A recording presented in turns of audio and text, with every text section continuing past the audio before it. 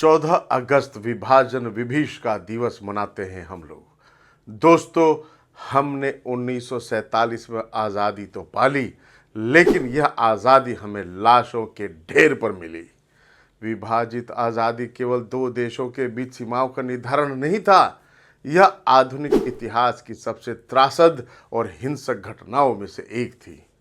अंग्रेजों के फूट डालो और राज करो की नीति के तहत रचा गया यह सुनियोजित और अन्यायपूर्ण षड्यंत्र था। यह विभाजन 1940 के दशक में मोहम्मद अली जिन्ना ने मुसलमानों के लिए अलग देश की जोरदार मांग कर दी।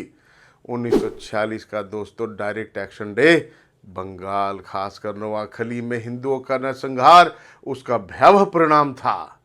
जो आज़ादी 1948 में मिलनी थी, उसे 1947 में ही जल्दीबाजी में बिना तैयारी के क्यों दे दिया गया।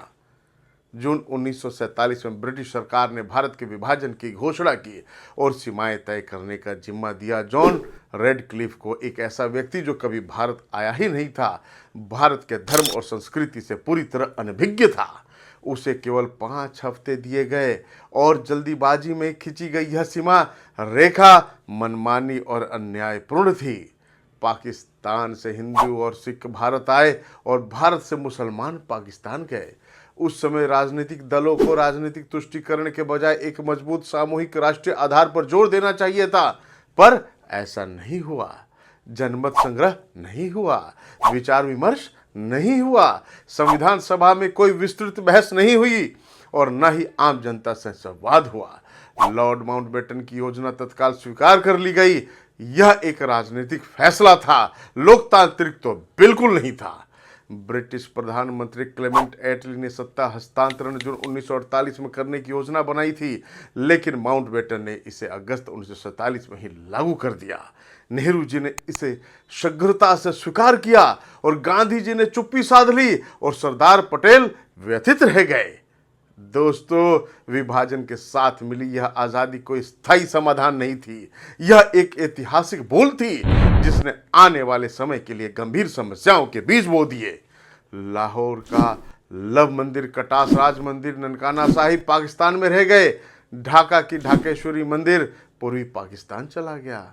भारत के 5000 वर्ष पुरानी सांस्कृतिक निरंतरता को एक प्रशासनिक निर्णय ने तोड़ दिया, तार तार कर दिया।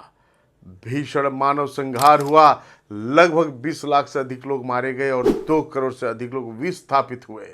लाहौर से अमृतसर आने वाली ट्रेन में जीवित कोई नहीं बचता था, सिर्फ लाशें होती थी। पुरुष, महिलाएं, बच्चे, कोई नहीं बख्शा गया। घर जलाए गए, बलात्कार और अपहरण हुए, लूटपाट आम हो गई। शरणार्थी शिविरों में भूख और बीमारी से अनगिनत जाने गई। बंगाल में जूट के कारखाने भारत में और जूट की खेती पाकिस्तान में चली गई। उद्योग बर्बाद हो गया। पंजाब की कृषि और सिंचाई प्रणाली ध्वस्त हो गई। कई मंदिर और गुरुद्वारे नष्ट किए गए। भीड़, बीमारी और भूख ने हजारों को लील लिया। अंत में दोस्तों, आज़ादी हमें भीषण संघर्ष और बलिदान के बाद मिली, लेकिन इस आज़ादी के साथ मिला विभाजन का यह नासूर। हमें इसे जानना और समझना होगा। यह विभीषिका सिर्फ भौतिक नुकसान नहीं, बल्कि भावनात्मक चोट है, एक मानवीय त्रासदी है। यह विश्वास, एकता और मानवता के शरण की कहानी है और जरूरी है कि इस दर्दनाक इतिहास को याद रखा जाए, ताकि यह सुनिश्चित हो सके कि ऐसी भयावह परिस्थितियां फिर कभी भी न दोहराई जाएं। नमस्कार दोस्तों।